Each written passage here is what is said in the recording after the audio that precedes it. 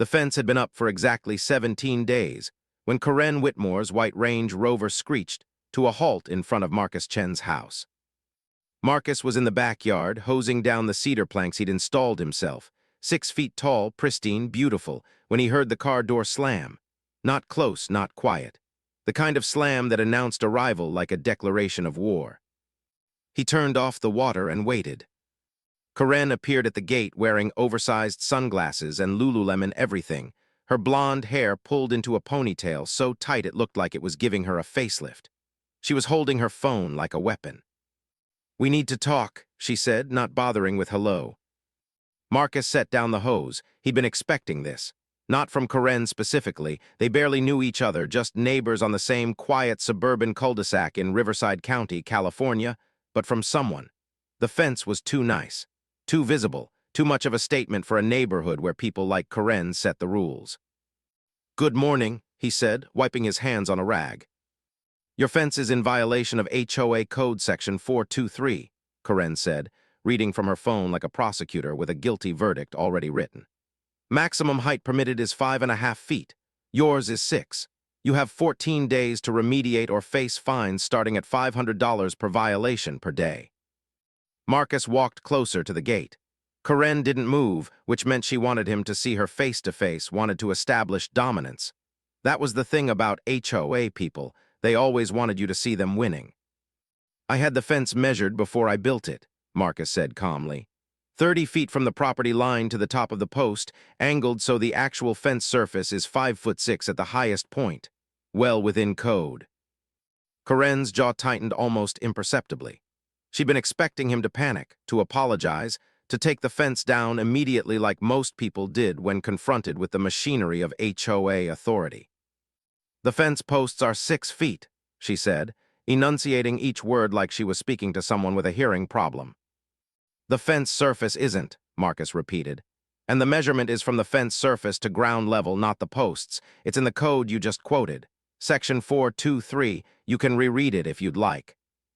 Karen's sunglasses didn't move, but he could feel her eyes narrowing behind them. She was recalibrating. This wasn't going to be the quick intimidation she'd planned. "The HOA board doesn't agree with your interpretation," she said, and there was something different in her voice now, something harder, more personal. "I'm the secretary. I have their full authority on this matter." "Then they should review the actual code," Marcus said. "Not an interpretation, a measurement." "You think you're smart," Karen said, and it wasn't a question. "You think just because you're new here you can come into our community and ignore the rules. We have standards. We have covenant, conditions, and restrictions for a reason. They protect all of our property values." "My fence protects my privacy," Marcus said, "and I didn't violate any rules." Karen pulled off her sunglasses. Her eyes were a cold, calculating blue. "You have 14 days, she repeated. "After that, the fees start accumulating, and there will be consequences." She said it like a threat, which of course it was. She turned and walked back to her Range Rover without another word, the kind of exit designed to leave the last image in Marcus's mind. Her, confident and in control, driving away in a vehicle that cost more than his annual salary. Marcus waited until the car disappeared around the corner before he went inside and sat down at his kitchen table with a cup of coffee. His hands were shaking, not from fear, but from a specific kind of anger. The kind that came from recognizing a pattern he thought he'd escaped. He'd moved here to this quiet neighborhood 6 months ago, specifically to get away from this. From the chaos, the drama, the endless performative battles over nothing. He'd spent 5 years going through a divorce from a woman not unlike Karen, someone who needed to win more than she needed to be right, who wielded rules like weapons, who genuinely believed that her way of life was the only correct way to live. He pulled out his phone and called his friend David, who was a lawyer, specifically a property law lawyer. "Tell me about HOA code enforcement," Marcus said without preamble. "Jesus, man, you just moved there 6 months ago," David said. "Already making enemies." "Just tell me." David sighed, the sound of someone opening a file cabinet. "HOA boards have specific authority granted to them through the CC and RS. That's the covenant document I assume you read before you bought." "I skimmed it," Marcus admitted. He'd been distracted the day he closed. He'd been thinking about a fresh start. Never skim them, David said. Anyway, the board can impose fines for violations, yeah, and this is important only if the violation is actually real. They can't just decide your fence is too tall if it isn't. They have to measure it, they have to document it, and if you challenge them, they have to prove it in writing. And here's the thing, most HOA boards operate on fear. Fear that people won't push back. Moment you push back with documentation, most of them fold. She seemed pretty confident, Marcus said. Of course she did, David laughed. That's how they always are. Look, send me some pictures of the fence and I'll take a look. Get your own measurements documented. Photos, timestamps, everything. If she comes back at you with an official notice, don't ignore it. Acknowledge it in writing, explain your position with measurements. If they escalate after that, we'll talk about my rates. After they hung up, Marcus went back outside and did exactly what David had suggested. He measured the fence 3 times, once on his own, once with a video recording everything, and once with the local building inspector who happened to be a neighbor 2 streets over and who, when Marcus asked casually while they were both getting the mail, confirmed that yes, the fence was definitely within code, and no, the HOA couldn't just decide measurements didn't matter. The building inspector even offered to send Marcus a written confirmation, which he did via email that same afternoon. Marcus felt slightly better. He filed the email. He filed the photos. He made a spreadsheet because he understood at a fundamental level that people like Karen only understood documentation and evidence. They lived and died by the written word, which meant the written word was your weapon against them. He didn't know yet that Karen Whitmore didn't lose, that she had a specific way of dealing with people who didn't immediately fold when she applied pressure, that she had done this before, gotten what she wanted through persistence, through escalation, through the simple fact that most people couldn't sustain conflict as well as she could. He didn't know that she'd already looked him up, that she knew he lived alone, that she'd talked to other people on the street about him, gathering intelligence like she was conducting opposition research before an election. He didn't know that she was already planning her next move. But over the next 10 days, as he waited to see if she would escalate, Marcus learned something about himself. He learned that he'd moved to this neighborhood to get away from people like Karen, but he'd also made a choice, maybe without realizing it, to not back down anymore. To not be the person who compromised, who apologized, who took the fence down just to keep the peace. His ex-wife had spent 5 years breaking him down exactly that way. One compromise at a time, one small capitulation leading to another, until he'd looked around and realized that he'd disappeared completely into her version of how life should be lived. The fence was just a fence, but it was also a line. And Marcus had decided, standing in his backyard with a hose in his hand, that he wasn't going to keep crossing lines just because someone like Karen told him to. The official notice arrived on a Thursday morning, printed on expensive HOA letterhead and delivered via certified mail. The kind of thing designed to feel official, authoritative, impossible to dismiss. Marcus signed for it, opened the envelope at his kitchen table, and read through the violation notice carefully. His fence was, according to the HOA board, in clear violation of Section 423 of the CC and RS, and he was being fined $500 per violation, effective immediately.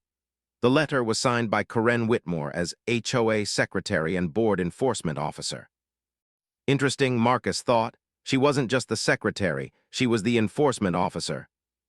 He called David again. She's escalating. Send me the letter, David said. Let me look at it. 2 hours later, David called back. Okay, so a few things. 1, the letter is technically correct in format. 2, they used the correct code section. 3, and this is the important part, the measurement they cite doesn't match any actual measurement I've heard of. It says the fence surface is measured at 6'3" at the highest point, which is almost 4 inches higher than you told me. I have video of the measurement, Marcus said. Professional measurement. The building inspector also confirmed it's 5'6". Perfect, David said. So here's what we do. You respond in writing with photographs and professional measurements and the building inspector's confirmation. You state clearly that you are not in violation of the code. You include the measurement data. You send it certified mail to Karen Whitmore and request that the violation notice be rescinded within 10 days. What if it isn't? Marcus asked. Then we escalate, David said. But most of the time, they fold when they realize you have documentation. They're counting on people not knowing their rights. Marcus spent the next 3 hours composing a letter. He attached the professional measurements. He attached the video. He attached the building inspector's email confirmation. He dated everything, time-stamped everything, organized it like he was assembling evidence for trial. He sent it certified mail on Friday morning. By Monday, he hadn't heard anything. By Wednesday, he still hadn't heard anything. By Friday, he was starting to think maybe David was right. Maybe they were going to fold. He was watering the fence on a Saturday morning when Corinne's Range Rover appeared again, but this time she wasn't alone. There was a man with her, mid-50s, wearing a polo shirt with the HOA logo embroidered on the chest, the official enforcement coordinator. "Mr. Chen," the man said, walking up to the gate with Corinne trailing slightly behind him like a prosecuting attorney with backup. "I'm Bill Harris, HOA enforcement coordinator. I've reviewed your response letter and the measurements you provided." "Okay," Marcus said carefully, turning off the hose. "We appreciate the documentation," Bill continued, but there was something in his tone that suggested documentation wasn't going to matter. "However, the board has reviewed the matter and stands by the initial violation notice. The fence is in violation of our architectural guidelines." "The measurements don't support that," Marcus said. "I have professional documentation confirming the fence surface is 5'6". "Yes, well," Bill said, and now he was looking at Marcus like he was slightly stupid. "The issue isn't just the height, it's also the material.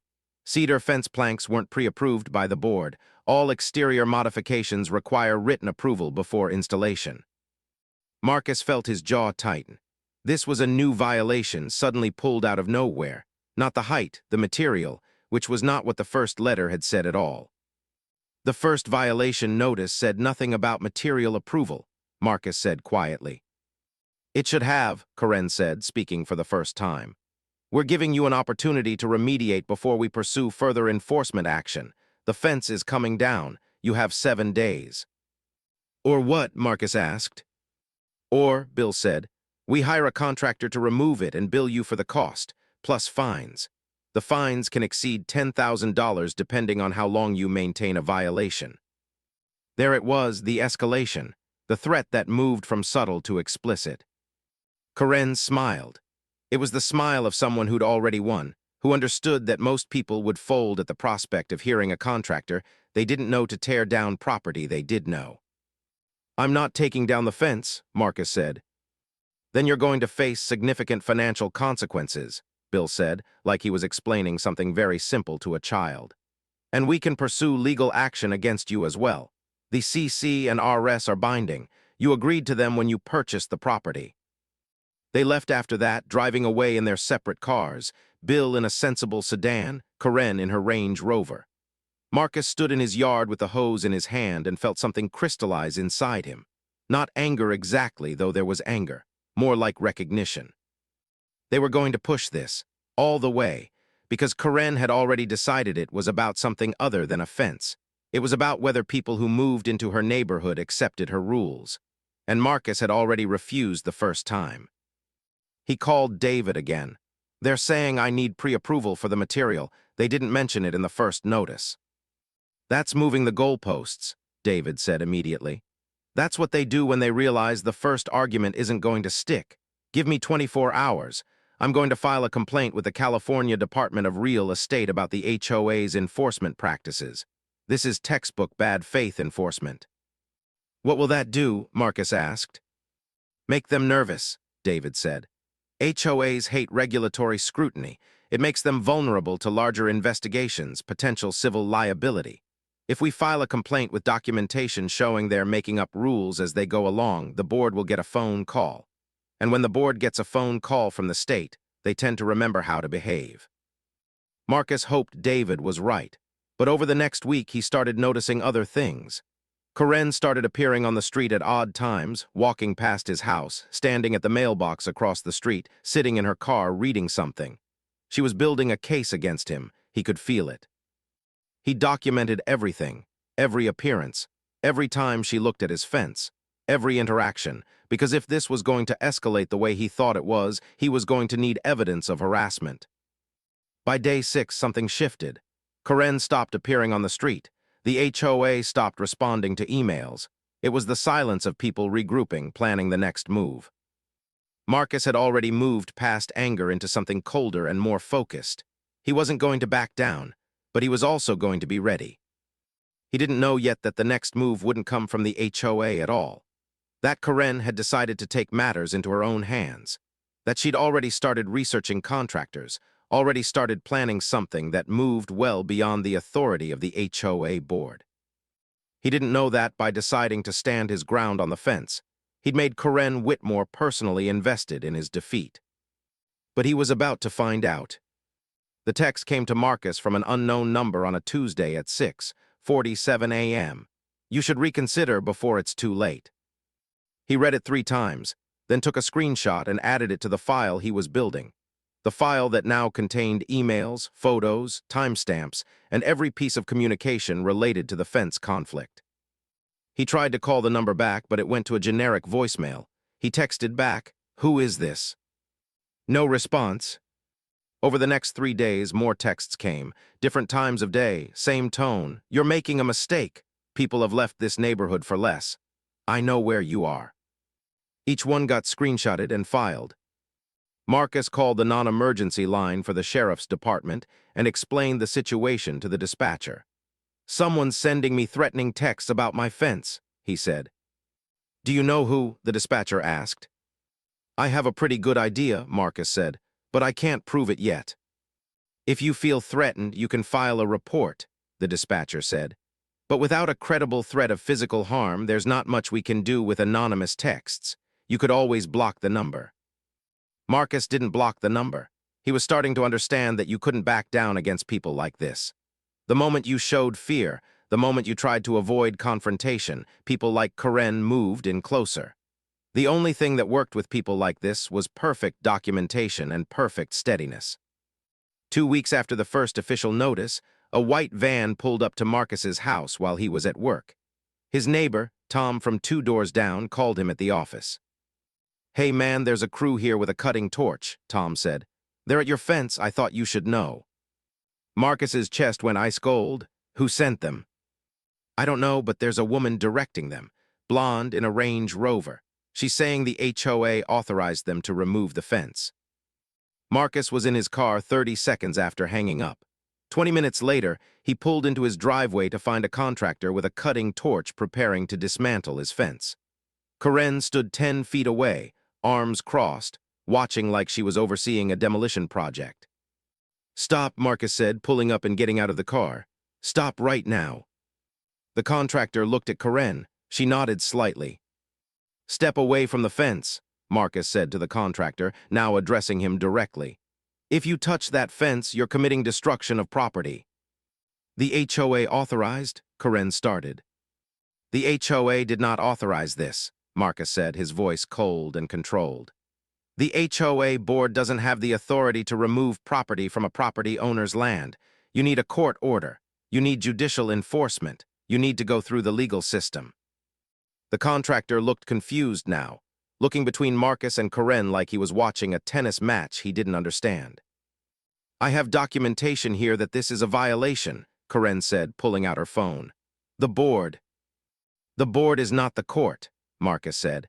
"And if you proceed with removing this fence without legal process, you've committed trespass and destruction of property, both of which are crimes. The contractor will be liable, and so will you." The contractor looked at Karen. This conversation had moved into territory he clearly wasn't comfortable with. "Look, lady," the contractor said to Karen, "I'm not interested in legal trouble. You need to have a court order or something." "There is a court order," Karen said, but her voice had changed. She was bluffing. "Show me," Marcus said. "Show me the court order right now." She didn't produce anything. Instead, she turned to the contractor and said, "This is a waste of time, just leave." The contractor was already disconnecting his equipment, already loading his tools back into the van. He wanted no part of this. After they left, Karen in her Range Rover, the contractor's van heading down the street, Marcus called David immediately. "She sent a contractor to remove my fence," he said. "With a cutting torch, I stopped them." David was quiet for a moment. "That's not HOA enforcement," David said slowly. "That's vigilante action. That's potentially criminal. Did she claim the HOA authorized it?" "That's what she said." And did the contractor actually start the removal? No, I stopped him before he did. Okay, David said, and Marcus could almost hear him thinking. Okay, here's what we do. You file a police report right now. Document exactly what happened, who was there, what time, what she claimed. This shifts things. This is no longer a fence dispute. This is harassment and attempted destruction of property. Marcus called the non-emergency line again, but this time he asked for an officer to come to his house. The dispatcher said they'd send someone, and 45 minutes later, a young sheriff's deputy named Rodriguez pulled into the driveway. Marcus walked him through everything: the texts, the contractor, Corinne's claim about court authorization. Did she physically assault you or threaten you physically? Deputy Rodriguez asked. No, Marcus said, but she sent a contractor with cutting equipment onto my property to destroy my fence without legal process. And the contractor didn't actually remove it. No, I told him he'd be committing a crime if he did. Deputy Rodriguez nodded slowly. Okay, so technically what you have is a contract dispute and property owner disagreement. If she'd actually destroyed the fence, that would be different. Destruction of property, as it stands. She's harassing me, Marcus said. With texts, with this contractor, with escalating threats and intimidation. The texts are concerning, Deputy Rodriguez agreed. I'd recommend blocking the number. As for the contractor, she apparently fired them before anything happened. I can make a report about the incident and you can mention the texts. But I'll be honest with you, without a specific threat of physical harm, there's not much we can charge her with. After the deputy left, Marcus felt something shift inside him. He'd followed all the rules. He'd documented everything. He'd done everything right, and the system was still not going to protect him. He called David back. The deputy says there's not much they can do. No, but a civil court can, David said. This is a civil harassment case now, or potentially a civil trespass. You send her a cease and desist letter, I'll draft it. You send it certified mail, and if she continues, we file in civil court for a restraining order. And if she violates a restraining order, suddenly it becomes criminal. David sent the letter that night, a formal cease and desist, warning that any further attempts to interfere with the fence, any further harassment, would result in a civil lawsuit and request for a restraining order. Marcus sent it certified mail on Wednesday morning. For a few days, nothing happened. The silence was almost worse than the texts had been. It meant Corinne was recalibrating. It meant she was planning. Then on Saturday, Marcus got a call from David. Have you talked to the HOA board directly? David asked. No, why? Because I just got a call from their attorney. Apparently, the board had no knowledge of Corinne hearing a contractor. None. She apparently acted completely on her own. The board is freaking out because they realize they have significant liability here. They want to settle. They want this over. What does settle mean? Marcus asked. It means they rescind the violation notice, David said. They acknowledge that your fence is within code. They stop any further enforcement, and in exchange, you don't sue them for bad faith enforcement and harassment. What about Corinne? Marcus asked. Corinne, David said, is apparently no longer the enforcement officer. The board just fired her. Marcus heard about Corinne's firing not from David or the board, but from Tom, his neighbor, who heard it from the woman who cut Corinne's hair, who heard it at book club from another board member. The suburban rumor mill, working exactly as designed. According to the gossip, Corinne had been asked to resign from the board or be formally removed. She'd apparently argued, apparently claimed she was just doing her job. Apparently didn't understand why everyone was being so unreasonable about a simple HOA violation. But the board didn't see it that way. They saw massive liability. They saw a board member acting outside of authorized authority, potentially exposing them to lawsuits, potentially violating HOA bylaws about enforcement procedures. They saw the kind of legal mess that required severing the tie immediately. When the formal rescission of the violation notice arrived in Marcus's mailbox, it was brief and professional. The fence was within code. The violation was rescinded. There were no fines. The matter was closed. Marcus should have felt victorious. Instead, he felt uneasy.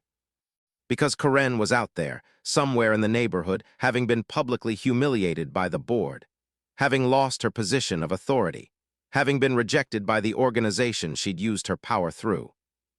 He'd won, but he'd also created an enemy with nothing left to lose in the system that had previously protected her. It took 3 weeks before he found out what Karen had been planning next. Marcus was at his office, a mid-level marketing position at a healthcare company, nothing fancy but stable and remote enough that he could work from home most days, when his company's HR department called him into a meeting. "We've received a complaint," HR said, a tired-looking woman named Susan who'd clearly done this conversation many times before. "From a Karen Whitmore. She claims that you've been engaging in verbal harassment and creating a hostile environment in your residential community. She's filed a formal complaint with our company because she says the behavior stems from disputes related to her work." Marcus felt his stomach drop. "That's not accurate," he said carefully. "Karen Whitmore is my HOA board member. Our dispute has been about a fence. It's been resolved." "She's claiming that you've been spreading lies about her to neighbors," Susan said, reading from an email. "That you've been claiming she's corrupt, that you've been warning people against voting for her on the HOA board. She's saying this is workplace harassment because you're using information from your job to do this." "I haven't said anything to anyone about her," Marcus said, which was true. He hadn't. He documented things quietly, filed things carefully, but he hadn't engaged in neighborhood gossip. "Well, she has emails from multiple neighbors saying you told them about your dispute with her," Susan said. "I didn't send them emails," Marcus said. "I didn't contact them. The people on my street contacted me." "Nevertheless," Susan said, "the complaint has been filed. We have to take it seriously. Our company policy is to investigate all allegations of harassment. We're not saying anything has been proven, but I wanted to make you aware that we're looking into the matter." After the meeting, Marcus called David. "She's filed a complaint with my company."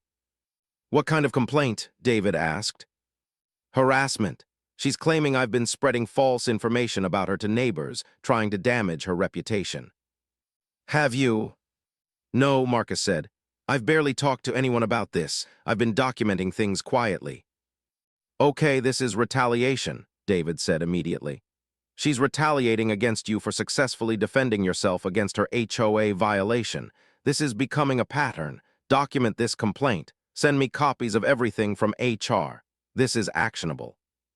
But Marcus was starting to realize that actionable and resolved were different things. His company, after a 1-week investigation, determined that the complaint was unfounded. There was no evidence that Marcus had engaged in harassment. There were no inappropriate emails, no threatening communications. The neighbors who were contacted had voluntarily reached out to Marcus, not the other way around. The complaint was dismissed, but it had still been filed. It had still triggered an investigation. It had still created a file in his company's HR system that would follow him potentially forever. What made it worse was understanding Karen's strategy. She couldn't beat him through the HOA system. That was closed to her now. But she could make his life difficult through other channels. She could try to create professional consequences. She could escalate the conflict into areas where he was more vulnerable. She was trying to make him wish he'd just taken down the fence. Over the next month, there were other things. A complaint to the neighborhood Facebook group accusing Marcus of being a hostile presence in the community. An anonymous email to the HOA board suggesting that Marcus had threatened board members, which hadn't happened. A call to the local police claiming that Marcus had made physical threats, which also hadn't happened, and the police confirmed with Marcus that no such complaint had been officially filed. Each one was like a mosquito, individually manageable but collectively exhausting. Marcus started cataloging everything. He made a master spreadsheet. He noted dates, times, alleged incidents, evidence. He was building a case now, though he wasn't sure what case or against whom. Then, on an ordinary Thursday evening, Marcus was checking his mailbox when he found a notice from his homeowner's insurance company. A claim had been filed against his policy for property damage and harassment. Karen had filed a civil claim through her insurance company against his insurance company. Marcus had to sit down on his front step for a few minutes after reading it. It wasn't a lawsuit yet. It was a claim, which meant Karen was using her insurance company's process to try to extract some kind of settlement or payment. The claim alleged that Marcus had damaged her peace of mind and reputation through coordinated harassment and slander. Marcus called David in a daze. "This is the final escalation," David said, and there was something different in his voice. something harder. She's moved from the neighborhood into her insurance company. She's trying to create financial pressure through a different channel. "What do I do?" Marcus asked. "You let your insurance company handle it," David said. "But you also tell them that this is retaliation, that you have documentation of a pattern of harassment and bad faith, and that you'll be filing a countercase if they cave to her claim. Most insurance companies won't settle on unfounded claims if they think they'll have to pay even more later." "How much longer is this going to go on?" Marcus asked, and he could hear the exhaustion in his own voice. "Until either she stops or she pushes too far," David said. "And from what I can see, she's not going to stop. She's escalating, which means she's going to eventually push too far." "And when that happens?" Marcus asked.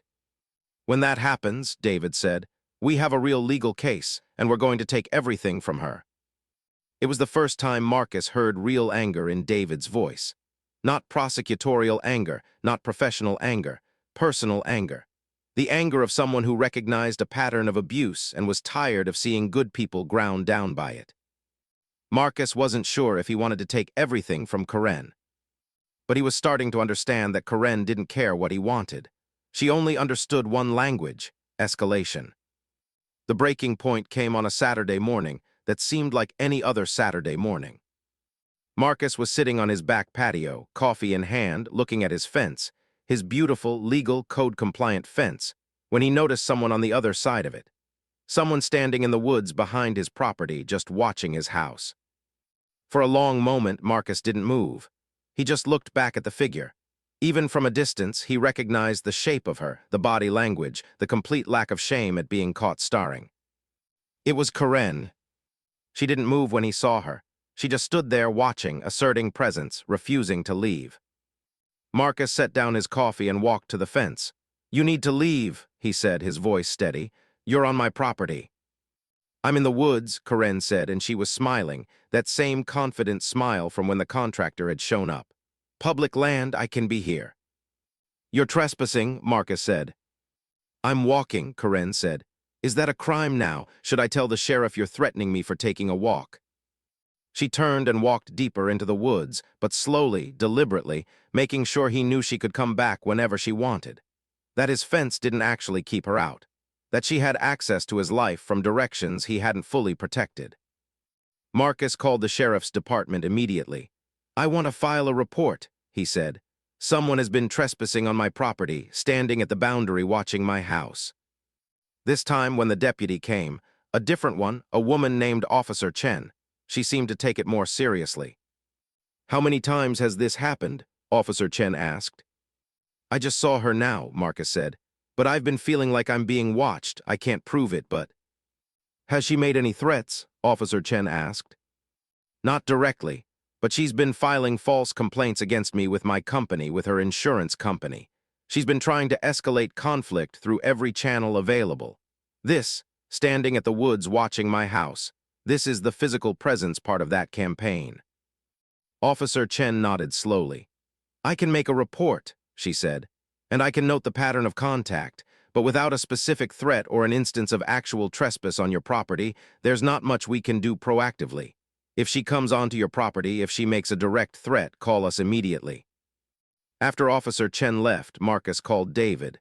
"She was standing in the woods behind my house watching me," he said. "Okay," David said. "File that police report, which you did.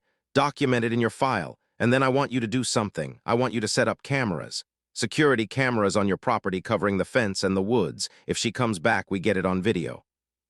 "Isn't that escalating things?" Marcus asked. "No," David said. "That's protecting yourself. There's a difference. Escalation is what she's doing. Protection is what you need to do." Marcus installed the cameras that weekend. 4 of them covering every angle of his property, the fence, the back of his house, the woods behind him. He spent $800 he didn't particularly have on the security system, connected them to his phone, and suddenly had eyes on his property 24/7. For 3 weeks, nothing happened. The cameras recorded squirrels, occasional deer, the passing weather. Marcus found himself checking them obsessively, even though nothing was there. On a Tuesday night at 9:47 p.m., his phone lit up with an alert. "Motion detected at the fence." Marcus pulled up the camera feed. It was Karen, dressed in dark clothes, and she had a can of spray paint in her hand. She was standing at his fence with the spray paint, but she hadn't started painting yet. She was looking directly at the camera, directly at Marcus through the camera, a small smile on her face. He watched as she deliberately raised the spray paint can and painted, in large bright letters across his pristine cedar fence, "Thief." She finished painting, looked back at the camera one more time, and then walked away. Marcus was in his car in 60 seconds. He found her 3 streets over, walking to her car like nothing had happened, like she was just a woman taking an evening stroll. "You just committed vandalism," Marcus said, pulling up beside her in the car. "I have video, all of it." Karen turned to him with that smile still on her face. "You're threatening me," she said. "I have witnesses." She gestured toward a woman standing on a nearby porch, another neighbor watching the interaction with visible concern. "I'm documenting a crime," Marcus said, "and I'm calling the police." "You do that," Karen said, "and I'll tell them you've been harassing me, stalking me, threatening me." "You're the one who just vandalized my fence," Marcus said, his voice rising in volume and anger. "I have it on video." "I was just taking a walk," Karen said. "If something happened to your fence, maybe you should check your security system. Maybe one of the neighborhood kids did it. You don't know." But she was still smiling, still confident, still absolutely certain that she could outmaneuver him even as he held the literal evidence in his hand. Marcus called 911 right then, in front of her while she watched. The police came 20 minutes later. Marcus showed them the video. Karen was arrested at her house at 11:23 p.m., charged with vandalism and criminal mischief. It should have been the end of it. The trial took place 6 months later in Riverside County Superior Court. The prosecution was straightforward. Video evidence, Marcus's testimony, expert testimony about the video timestamp proving it was authentic and unaltered.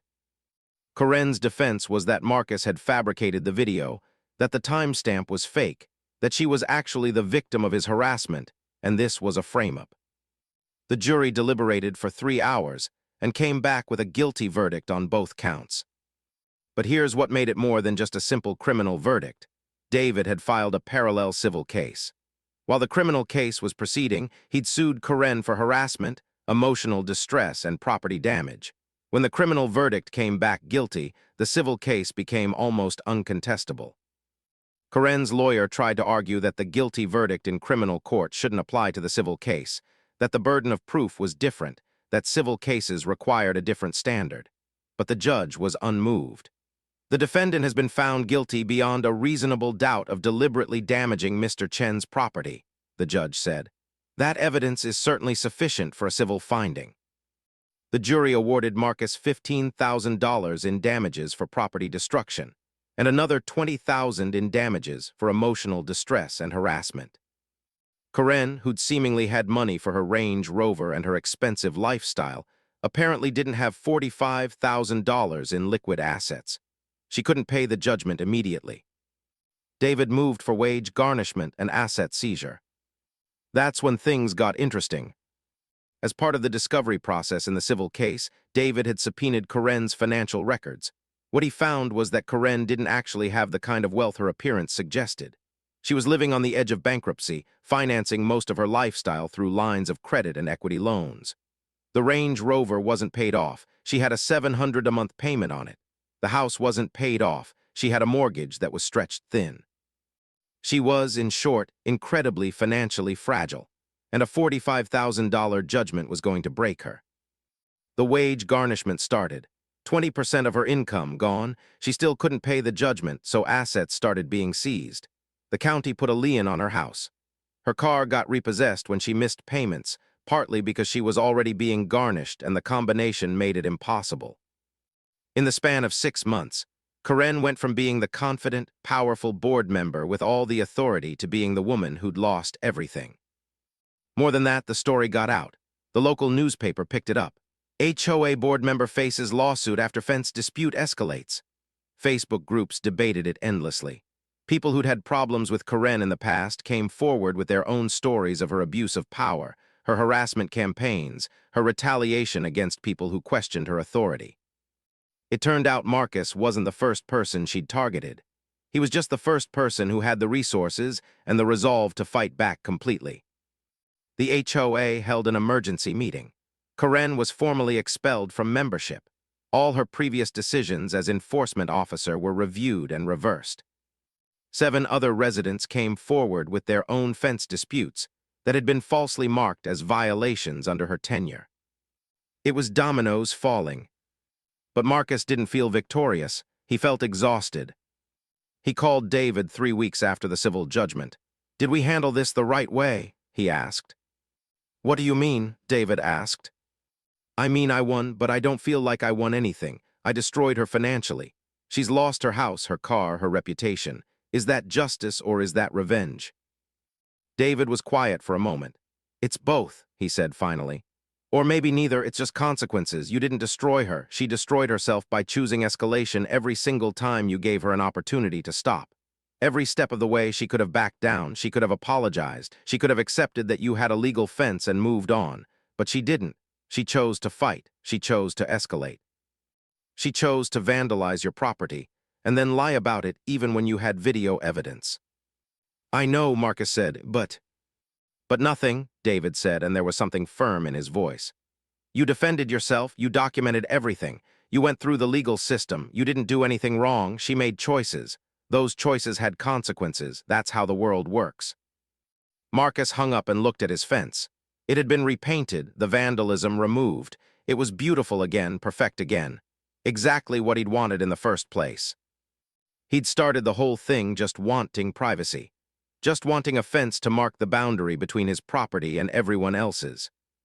Instead, he'd ended up teaching a woman a very expensive lesson about what happens when you push too hard against someone who won't break. He didn't know it yet, but the story didn't quite end there. 6 months after Karen lost her house, Marcus got a call from an unknown number. He almost didn't answer, but something made him pick up. "Mr. Chen?" A woman's voice, not Karen, but someone official sounding.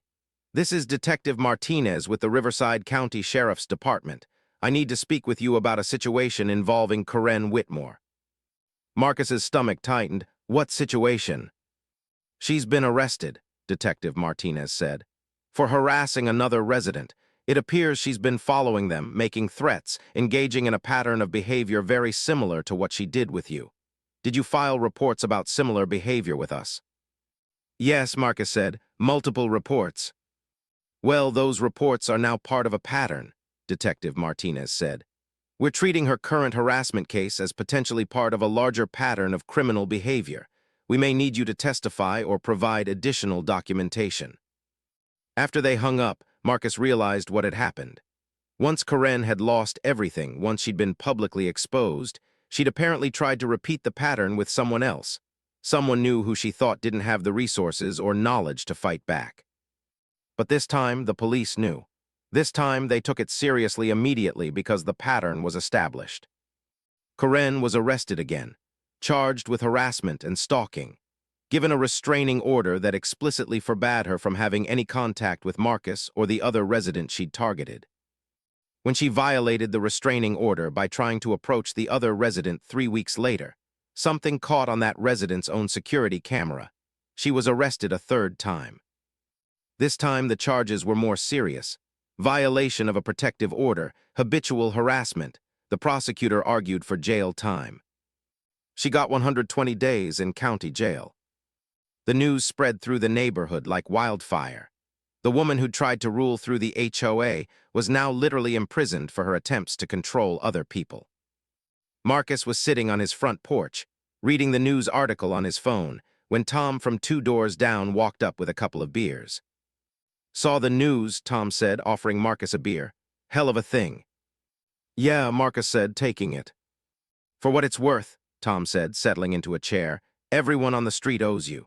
She was doing shit like this to all of us, just quietly enough that no one person realized they weren't alone. She made my kids think there was something wrong with their basketball hoop because it was unsightly. She made my wife feel like she couldn't plant certain flowers because they weren't in the approved color palette. It was insane." "Why didn't anyone stand up to her before?" Marcus asked. "Because she was good at it," Tom said. "She made you feel like you were the crazy one, like you were the one breaking all the unwritten rules. She was good at making people doubt themselves. You just didn't doubt yourself. You had the confidence to know that a fence was a fence, and if it was legal, it was legal. After Tom left, Marcus sat with that for a while. That's what it had come down to, maybe. Not the fence, not the legal arguments, not even the evidence. It had come down to Marcus's willingness to not fold, to not internalize Corinne's version of reality. He'd refused to believe that he was the crazy one. That had been his only real power. The months after Corinne's jail time were quiet, profoundly, peacefully quiet. The new HOA board, without Corinne, with actual proper governance implemented, reached out to Marcus and asked if he wanted to join. He declined. He wanted nothing to do with the HOA structure ever again. But he did accept their formal apology and their offer to mediate a resolution with some of the other residents whose fence violations had been overturned. Life returned to normal. Marcus watered his fence. He worked from home. He took walks without constantly looking over his shoulder. Then one day, 3 months after Corinne had started her jail sentence, Marcus got a letter in the mail. It was from Corinne from county jail. He didn't open it immediately. He just held it, looking at the name written in unfamiliar handwriting, understanding what it was. An attempt at communication from a place where she had very little power. He almost threw it away without opening it. Instead, he opened it. "Dear Mr. Chen," it said in careful Prison Education Center handwriting. "I'm writing to apologize. I've had a lot of time to think about my actions. I've been seeing a therapist here at the facility, and we've been talking about why I behaved the way I did. The truth is, I was terrified of change. I was terrified of losing control. When you moved into the neighborhood and you put up a fence without asking permission, I saw it as a threat to the order I'd created. Instead of accepting that, I escalated and escalated because I believed that if I pushed hard enough, you would fold like everyone else had. I was wrong and I'm sorry. I don't expect forgiveness. I understand that I caused you real harm and real stress, but I wanted you to know that at least some of the damage has been acknowledged. When I get out of here, I'm moving. The neighborhood doesn't deserve me, and I don't deserve the neighborhood. I'm truly sorry. Corinne Whitmore." Marcus read the letter twice. Then he filed it away with all the other documentation. He didn't know if Corinne's apology was genuine or a condition of her therapy or a strategic move to seem less threatening at her parole hearing. It didn't really matter. What mattered was that he'd stood his ground, that he'd documented everything, that he'd been willing to fight all the way through the system without backing down. And the system, imperfect as it was, had ultimately worked. The fence still stands exactly as Marcus built it. 6 feet of posts, 5'6" of surface, cedar and solid and beautiful. Other neighbors have asked him about it now that the Corinne situation has become neighborhood legend. "How did you know you were right?" someone inevitably asks. "How did you know not to just take it down?" Marcus never knows quite what to say. The truth is, he'd spent 5 years in a marriage where he learned to doubt himself, where he'd compromised himself smaller and smaller until he was almost invisible. He'd moved to this neighborhood specifically to get away from that. And when Corinne told him to take down his fence, he recognized that moment. He recognized the choice he was being asked to make. He chose to believe in himself instead. David is still his lawyer and now also his friend. They have beers occasionally and laugh about the Corinne situation in the particular way people laugh about trauma that's now safely in the past. "Did you ever think," David asked him once, "that she would actually go to jail?" "No," Marcus said. "I just wanted her to stop. I didn't set out to destroy her." "That's what made you credible," David said. "You didn't want revenge. You wanted to establish a boundary. And when she refused to respect that boundary, the system escalated on her, not on you. The court sided with you because you were just trying to protect your right to have a legal fence on your legal property." Tom and Marcus are now friends. Marcus helped Tom's kid actually get the basketball hoop approved by the new HOA board through normal channels. It took one email with measurements and a reference to the actual bylaws. The neighborhood is different now. The new HOA board is actually reasonable. They approve reasonable requests. They don't harass people. They don't have a secretary who uses the position as a vehicle for personal power plays. Life is quieter, better. Marcus still has the security cameras. He hasn't taken them down. He doesn't think he ever will. They represent something to him, the documentation that made everything possible, the proof that he wasn't crazy, the evidence that allowed the legal system to work the way it was supposed to. Sometimes, when he looks at the fence or walks past it or waters it on a summer evening, Marcus thinks about that moment when Karen stood in his yard demanding he take it down. He thinks about how many different ways that moment could have gone. He could have folded. He could have taken down the fence and thought it was the end of it. He could have internalized her judgment that he was wrong. Instead, he'd stood firm. And in standing firm, he'd protected not just himself, but potentially dozens of other neighbors from years of Karen's abuse of authority. It's a strange legacy for a fence. Marcus is standing in his backyard, surveying his property, when a new car pulls up to the house across the street. A young couple, maybe late 20s, excited. This is their first house. Marcus walks over and introduces himself before they even finish unloading boxes. "Welcome to the neighborhood," he says. "I'm Marcus Chen. I live right over there." The wife smiles. "Thank you. We're so excited to be here. Our realtor mentioned there was some drama here a few months ago with an HOA board member, but she said it's all resolved now." Marcus nods. "It is," he says, "but I wanted to give you some advice. When you make changes to your property, any changes, document everything. Measurements, photos, timestamps, keep records. It doesn't matter how small the change is." The husband looks confused. "Really? Is the HOA that strict?" "No," Marcus says, "but it's not about the HOA. It's about protecting yourself if anyone ever tries to tell you that you don't have the right to do something you absolutely have the right to do." He doesn't tell them the whole story. They'll learn it eventually through the neighborhood gossip channels. But for now, he just wants them to understand the principle. "Trust yourself," he says, "and document everything." As he walks back to his fence, Marcus realizes that's maybe the entire lesson, distilled into one sentence.